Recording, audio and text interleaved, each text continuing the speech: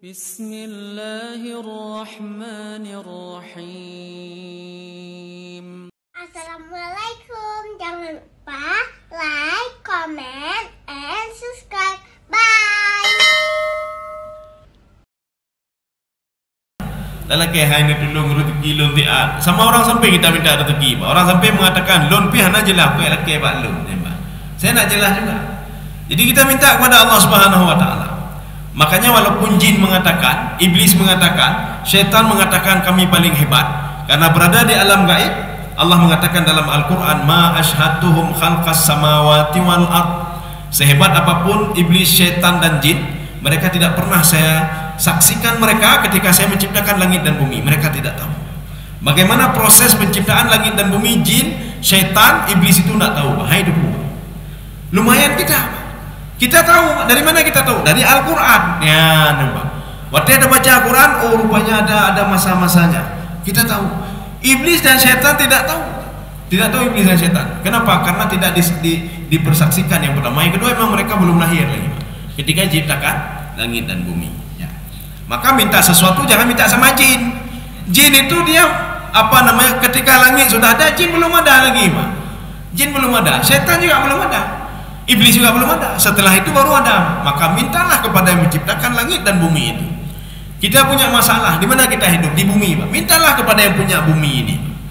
Yang ketika masalah jauh dukun, tolong ramal masa depan saya. Yang dukun punya ramal katanya oleh Pak. Masa depan rohana jelas, Pak. Masa depan sendiri dia enggak jelas. Kita minta kaya sama dukun. Dukun miskin, bagaimana caranya, Pak? Kalau seandainya dukun tahu cara menggandakan duit, dia tahu cara kaya dari dulu sudah kaya-kaya. Ini kok miskin ya, Pak? Kan bodoh yang datang ke dukun, bodoh. Makanya dukun itu namanya orang pintar ya, Pak. Karena yang datang ke dukun orang bodoh ya, Pak. Ya. Makanya dia dipanggil orang pintar. Mau ke orang pintar dulu. Dan bukan dukun bukan dukun itu orang pintar ya, Pak. Kita jawab, karena dia orang pintar maka kamu orang bodoh ya, Pak. Siapa suruh datang ke dukun? Dia ramal masa depan kamu. Masa depan sendiri nggak tahu dia. Nyoti gode, kita datang ke dukun, kita ngomong, Pak Dukun tolong ramal masa depan Pak Dukun sendiri. Kapan jadi orang kaya? Dukun, dia ada nanya Pak. Biar ramal nanya tapi Pak. Ya. Kaum muslimin sedang jamaah yang dirahmati Allah Subhanahu wa taala. Pokoknya mulkus samawati wal ard. Kalau kita jeli menyikapi ayat ini, kenapa satu dalam bentuk jamak banyak? Samawat yang sebenarnya adalah samaun satu langit, samaani dua langit, samawat banyak langit. Tetapi kenapa bumi disebutkan satu, al-ardu? Kenapa tidak al-aradi, bumi ya, nampak. Kan ada lapisannya memang, Pak.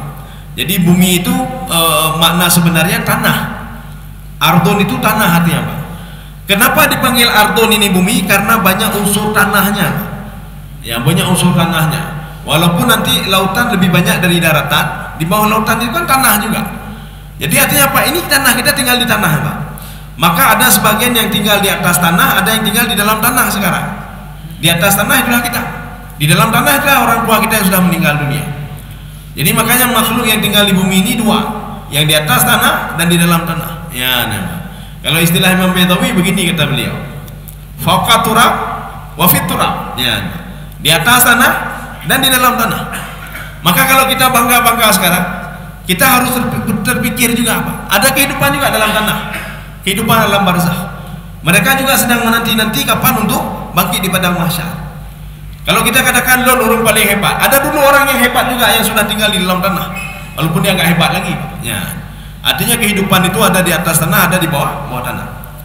Kemudian kalau kita merujuk ke dalam tafsir Ibnu Abbas, itu penyebutan al-ardu kenapa mufrad? Maksudnya juga banyak juga ya, Mbak. Ada lapisan tanah sampai ke bawah. Kalau langit itu 7 sampai ke atas, bumi ini kan karena lapisan tanah rupanya ada juga di bawah terus sampai 7 lapis. 7 lapis. Jadi lapisan itu bukan kita lihat dari buminya, bumi lapisan 1, kedua, ketiga, bukan di bumi itu, tetapi di bawah bumi itu lagi ada lapisan tanah. Nanti ada pertanyaan. Ada seorang dosen beliau fisika. Ketika itu kami dialog. Beliau tanya ke saya, Nabi Adam di bumi mana? Ya, apakah di bumi kedua, ketiga, ketujuh dan lain sebagainya? Dan tolong buktikan, ya Bapak. Di bumi kemana? Saya bilang begini, memang betul Allah mengatakan khalaqas samawati wal arda. Ardon itu satu, itulah bumi ini. Itulah bumi ini. Tidak ada bumi lain kecuali bumi ini. Tidak mungkin di sana ada, hanya mungkin. Memang kebetulannya bumi ini, Pak. Nabi Muhammad diutus juga di bumi ini. Tidak ada bumi lain. Ya, nampak. Cuma dalam arahan Ibnu Abbas, di bumi yang ketujuh, tanah ketujuh, istilahnya tanah. Kalau kita kan bumi, namanya. Nanti kalau di dalam astronomi itu, mana ada bumi banyak sekali, ya, Pak. Maka kita menggunakan kalimat ardon itu tanah maknanya. Artinya ada sesuatu hal yang sama seperti bumi ini yang terbuat dari tanah sampai ketujuh. Lapisan ketujuh di bawah itu kata Ibnu Abbas itu adalah lapisan tanah yang banyak airnya seperti lautan luas. Ini kata Ibnu Abbas. Ibnu Abbas hanya mungkin kita mengenal. Beliau selalu dekat dengan Rasulullah sallallahu alaihi wasallam. Apa kata Ibnu Abbas? Fihil hut, kata beliau. Di situ ada ikan paus allazi akala, yang memakan Nabi Yunus alaihissalam. Akala Yunus. Jadi ikan itu masih hidup. Kita buktikan ikan itu masih hidup sampai sekarang. Di dalam surah Yunus Allah mengatakan begini, kalau seandainya Yunus tidak bertobat kepadaku, la labitha fi batnihi ila yaumi yub'atsun, dia akan berada dalam perut ikan sampai hari kiamat. Maknanya apa? Hari kiamat baru ikan ini hancur. Termasuk hancurnya juga Nabi Yunus dalam perut ikan itu. Ini bukti ikan itu masih hidup. Dan ikan itu Allah katakan dia akan mati nanti ketika hari kiamat. Ikan itu akan mati. Kaum muslimin sedang jemaah yang dirahmati Allah, bagaimana kau bisa berpindah dari bumi ini ke ketujuh? Itu wallahu a'lam bishawab. Yang jelas arahan Ibnu Abbas, ikan itu sudah tidak di bumi ini lagi, tapi sudah berpindah. Nanti kalau ada yang mengatakan nyoi lakut dia mau tenang ke yang Nabi Yunus alaihissalam, ya Pak, itu dibantah. Maka dengan pendapat Ibnu Abbas, ikan itu tidak di sini lagi, tapi sudah dipindahkan ke bumi yang ketujuh. Berapa jarak antara bumi pertama dan tanah pertama, tanah kedua? Kalau istilah kita bumi, Pak. Nanti kalau kita pakai bumi, nanti dia akan diprotes oleh orang astronomi. Panina bumi lihat, bumi cuma tebok, ya Pak. Planet bumi, lain planet lain, ya Pak. Jadi tanah, kita cerita tanah. Tanah satu, tanah kedua, tanah ketiga sampai ke bawah.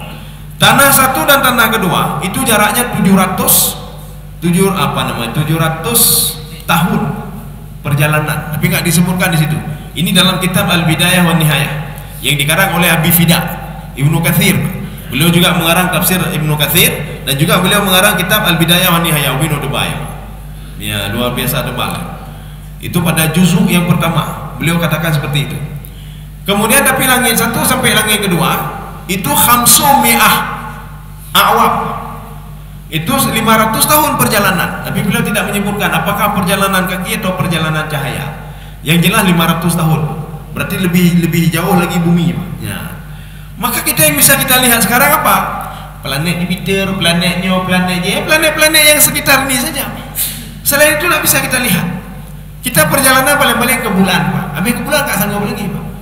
Maknanya Allah ingin mengatakan, jangankan itu yang semua itu saya kuasai, kata Allah. Ini makna lahu mulkus samawati wal ard. Maka mulkus samawati wal ard itu maknanya hakut tasarruf itu sama saya. Hak untuk mengontrol itu ada sama saya. Hak untuk menerbitkan matahari dari timur, menenggelamkan sebelah barat, itu hak saya. Termasuk juga nanti hak saya menerbitkan sebelah barat, menenggelamkan sebelah timur, itu hak saya. Yang membuat matahari dan bulan itu beradu nanti, itu hak saya itu, kata Allah Subhanahu wa taala. Ya, jadi artinya Allah ingin menyampaikan begini, ada enggak yang bisa merubah takdirku? Tidak ada. Ini sekarang tidak aku turunkan hujan. Coba saya hebat kali, coba turunkan hujan. Manusia membuat hujan rekayasa, Pak. Gimana hujan rekayasa? Tira waktu, Pak. Tira itu kalau sudah kan meleleh kan ke cair juga dia, Pak.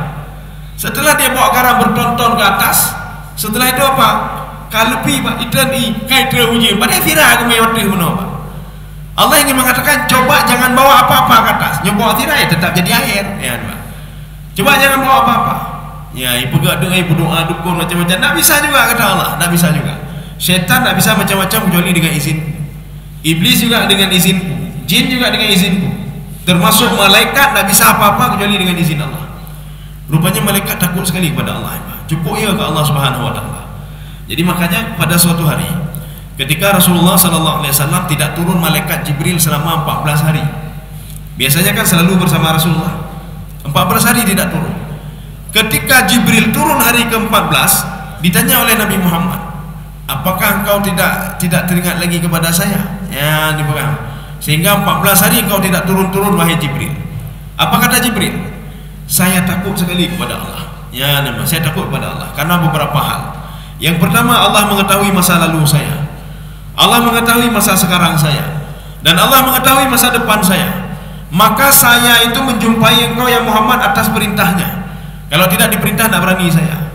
Maka malaikat Jibril itu tidak diperintahkan oleh Allah kecuali hari ke-14, baru diperintahkan oleh Allah Subhanahu wa taala. Maka Jibril mengatakan, inni akhafullah, saya takut sekali kepada Allah Subhanahu wa taala. Makanya Al-Qur'an itulah yang ditakuti oleh Jibril tadi ada sama Al-Qur'an, Pak. Al-Qur'an itu ilmun kana, ilmun yakunu, ilmun kana, ilmun kain, ilmu yakunu. Itu yang ditakuti oleh malaikat tadi, Pak. Malaikat takut dia tidak tahu masa lalu, Pak, kecuali diceritakan. Tidak tahu dia masa lalu. Kita tahu masa lalu karena baca Quran. Kita tahu masa sekarang karena baca Quran. Kita tahu masa depan karena baca Quran. Ya, Pak. Ada orang bertanya bagaimana surga? Boleh baca Quran. Ya, surga bina-bina. Bagaimana di padang mahsyar? Kita baca Quran. Oh, padang mahsyar begini. Dari mana ilmu itu kalau bukan dari Al-Quran? Cuma kita saja, ya Pak. Karena lalai, ya Pak. Akhirnya Pak, Quran tanda baca nih, Pak. Padahal petunjuk ada, semua ada. Jangan sampai nanti ketika di padang mahsyar, ya Allah, kenapa seperti ini kami, ya Allah? Dulu kalian lupa kepada Quran. Kata di ka'atat ka'ayatuna fanasitaha. Kalian lupa dengan apa yang kalian baca, atau kalian tidak baca sehingga kalian memang tidak tahu apa-apa, atau kalian baca tapi kalian lupa, ya Pak. Demikian pula di padang mahsyar. Karena kalian lupa berarti saya juga lupa sama kalian, kata Allah Subhanahu wa taala. Ya, kita lanjut lagi. Ini makna mulkus samawati wal ard. Jadi samawat itu, wal ard itu ada 30 kali, Pak. Didahulukan langit dulu baru bumi, atau didahulukan bumi baru langit. Itu cuma 2 ayat, cuma 2 kali disebutkan di dalam Al-Quran. Ini menandakan apa? Begitu sedikitnya orang yang mengintrospeksi diri, Pak. Melihat kalau diri dia sedang tinggal di bumi ini. Dia tidak tahu kalau di bumi ini ada yang tinggal juga di bawah bumi. Ya hidup, hai fikir, Pak. Ya fikir punya benar tanah benarnya, hai fikir je mati, Pak. Dia akan kembali ke tanah, hai fikir, Pak. Jadi makanya yang fikir jauh-jauh dia fikir, Pak. Langit yang dia fikir ini, dia fikir masa depan dan lain sebagainya. Maka sedikit orang yang berpikir. Kalau kita lihat dari ini tadi cuma dua saja, Pak. Persentasenya 2. Kalau kita lihat orang yang pikir ini cuma 30, berarti 2 banding 30. Sedikit orang yang mau introspeksi diri, sedikit orang yang mau tahu diri, sedikit orang yang mau tahu kalau dia itu akan meninggal dunia juga, sedikit orang yang mau tahu kalau umurnya makin bertambah. Yang makin bertambah umur makin kufur pada Allah. Paling enggak kan makin bertambah umur kan makin nyo kakurungnya, nyo pun jaroh hana aja li, pinyung hana tak dengar li. Mata sudah kurang, enggak nampak, Pak. Mungkin berapa 10%. Tapi nyo dapat peng dia ni kan dia. Nyo peng dia, Pak. Tapi nyo lain hana dia. Quran dia, hana dia Quran. Hana dia tutah dah. Pakai kacamata. Nyo peng hana pakai kacamata. Peng dia, dia. Ya, tu yang warna merah adanya dia, ya, Pak. Tapi baca Quran hana dia, Pak. Karena umur mungkin, Pak. Umur makin bertambah. Nunakisu fil khalqi. Wa man nu'ammirhu nunakisu fil khalqi. Yang saya tambah umurnya, itu ciptaanku makin berkurang. Kalau dulu sanggup kita jalan sekian kilo, sekarang enggak sanggup lagi, sudah lemah, ya Pak. Dulu sanggup makan apa saja, sekarang enggak sanggup lagi. Dulu sanggup mengangkat apa saja, sekarang enggak sanggup lagi, kalau lemah, ya Pak. Itu memang yang Allah katakan memang seperti tunggu saja. Kamu itu artinya apa? Akan terus lemah dan kemudian meninggal dunia. Kita lanjut sedikit lagi, wa ma lakum min dunillahi min waliyyin wala nasir. Ya, coba terakhir. Dan tiada bagimu selain Allah seorang pelindung maupun seorang penolong. Ya, pelindung dan penolong itu terjemahannya. Dalam tafsir Sawi, Imam Sawi mengatakan wali itu, ya sebelum kita ke Imam Sawi dulu, kita ke doanya Nabi Yusuf alaihissalam. Nabi Yusuf berdoa, kita bisa juga pakai doa Nabi Yusuf itu. Apakah waktu kita sujud atau tengah malam waktu kita baca doa, baca saja doa Nabi Yusuf itu. Apa doa Nabi Yusuf? Allahumma anta waliyyi fid dunya wal akhirah, tawaffani muslima wa alhiqni bis salihin. Ya Allah, Engkau adalah waliku. Wali artinya apa? Engkau yang menjaga aku ya Allah, yang memberikan rezeki kepadaku, yang menghidupkan aku, yang mematikan aku ya Allah, ya Allah, yang membangkitkan nanti juga di padang mahsyar, yang menjaga saya dari mudaratnya orang lain. Maka orang lain tidak bisa mudaratkan kita kecuali dengan izin Allah. Jangankan orang lain, iblis dan syaitan tidak bisa macam-macam sama kita kecuali dengan izin Allah Subhanahu wa taala. Ini namanya wali, Pak. Ya. Tapi jangan jadi seperti satu kelompok nanti ketika Allah mengatakan kepada mereka, uruslah dirimu sendiri, kata Allah, nuruh roju. Maka susah orang ini, Pak. Susah. Kenapa? Karena dia itu sudah mengurus diri dia sendiri, maka susah, tidak diurus lagi oleh Allah. Maka binatang tidak susah. Kenapa? Dia yakin betul Allah menjaga dia, Allah memberikan rezeki kepada dia. Maka binatang itu kan senang-senang saja, Pak. Handai fikir ni, nyo tikulanya bagi bahan, handai fikir, Pak. Nyo kibantu habis melahirkannya di bahan, handai fikir, Pak, lemah, Pak. Lemah binatang handai fikir. Ini ketika nanti saya mengandung anak saya bagaimana ini, Pak? Sudah banyak anak, dari mana rezeki? Handai fikir, Pak. Dia yang terpikir dia apa, kata Imam As-Sa'di, Pak. Annal hayawana ya'rifullah. Itu binatang itu, walaupun hana kai hana jak tikulah, dia mengenal sebetul Allah Subhanahu wa taala. Jadi makanya dia lemu mengandung lagi mana dia mengandung nah hana bikin katanya bagi manjaranya. Yo gaji dulu Pak. Nyane gaji dulu. Thep dah bagi-bagi Pak. Gaji 3 juta dah bagi-bagi terus dia bawa thep Pak. Padahal dia sekolah, dia punya akal, tapi susah hidupnya. Kenapa susah? Karena dia tidak bertawakal kepada Allah. Maka susah. Dia bertawakal pada dirinya sendiri. Menurut logika dia 1 juta nak cukup 20 orang. Menurut dia, Pak. Kenapa? Karena dia menggunakan tawakal kepada diri sendiri, Pak. Dia tawakal kepada kekuatan diri sendiri. Dia tawakal pada jabatannya sendiri, Pak. Ini jabatan saya begini, tunjangan sekian, ini sekian, hansip, hansip. Dia tawakal sama hartanya, Pak. Makanya orang tawakal sama hartanya nanti ketika diuji dia bingung nanti, Pak. Dia susah. Tetapi orang yang bertawakal kepada Allah, dia nggak susah. Puya cuma yang ujo harta katanya Allah, yang tarik harta pi Allah, yang ujo katanya pi Allah. Apa susahnya, Pak? Apa susahnya? Maka nggak susah dia. Seperti binatang nak tutah, Pak. Binatang nak tutah. Maka Rasulullah SAW memberikan perumpamaan itu kepada binatang, Pak. Kalau kamu ingin diberikan sesuatu oleh Allah, bertawakallah kamu hak tawakuli, betul-betul tawakal seperti tawakalnya burung. Ya, tawakal dicip. Kan anak pegang Rasulullah seperti tawakalnya kuda, seperti tawakalnya burung, seperti tawakalnya anak pegang ali Rasulullah, tawakalnya orang-orang malim. Mana apa? Tawakalnya dicip. Cik kalian dicip. Nah tutah dicip. Kan ada tutah dicip, Mak. Bunga-bunga kayak debi tu ipa kenoi ipa gede. Ya, mana tutahnya? Kenapa? Dia yakin betul yang memberikan makan adalah Allah. Itu sudah kita ceritakan dalam berbagai hadis, Mak. Yang ketika binatang minta sesuatu kepada Allah, kitanya waktu tutahkan sesuatu dah lekeh Pak Allah, Pak tetangga dah lekeh, Pak. Dah ketuk pintu, ayo dia perlu mana le tutah dah lu ni, Pak. Pada akaina, ilmena, pendidikanna tapi tutah. Kenapa susah? Gara-gara tidak bertawakal kepada Allah. Gara-gara bertawakal kepada ilmunya, Pak. Ini kalau bukan ilmu saya, niat. Maka Allah dalam hadis qudsinya, uruslah dirimu sendiri, kata Allah. Jangan minta tolong sama saya. Ini makna wali di sini, Pak. Makanya ketika kita susah baca saja doa Nabi Yusuf alaihissalam, Allahumma anta wali. Drone ya Allah, yang menjaga saya, menciptakan saya adalah Engkau ya Allah. Ya jo rezeki Engkau, yang menarik rezeki Engkau, ya Pak. Natullahu ni Allah, ya Pak. Anta wali fid dunya wal akhirah. Tawaffani muslimah wa alhiqni bis salihin. Matikan saya dalam keadaan saleh dan kumpulkan saya bersama orang-orang saleh. Ini doa Nabi Yusuf alaihissalam. Wali wala nasir. Nasir itu penolong. Ya, Pak. Jadi dua-dua didobel. Kenapa? Karena nanti ada yang menjaga, tidak kasih pertolongan. Ada yang tolong, tidak bisa menjaga. Tapi ini dua-dua, Pak. Waliyun wala nasir. Yang menolong kita Allah, yang menjaga juga Allah. Cuma katanya beryakin lagi yakin binatang guna, Pak. Maka jangan gunakan otak. Otak ini tidak bisa meyakinkan juga. Tidak bisa meyakinkan otak ini, Pak. Maka harus ada yang lain, Pak. Itu hati, Pak. Ya. Otak ini paling nggak untuk penelitian saja, Kenapa? Karena banyak orang yang cerdas otaknya hanya itu mayang, Pak. Dia tidak salah. Ada orang cerdas otaknya, tetapi dia tidak yakin pada Allah Subhanahu wa taala. Karena tidak bisa kita main otak. Ya, maka harus butuh kepada hati, Pak. Ya. Inilah untuk bisa mengenal Allah Subhanahu wa taala. Supaya Allah waliyun wala nasir. Ya. Hana buburnya. Oh, nah bubur. Maka nak jauh. Nah. Insyaallah. Nah. Jadi mudah-mudahan ada manfaat bagi tuan dan jemaah sekalian.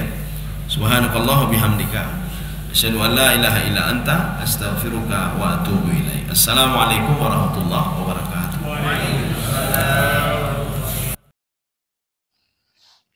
Terima kasih.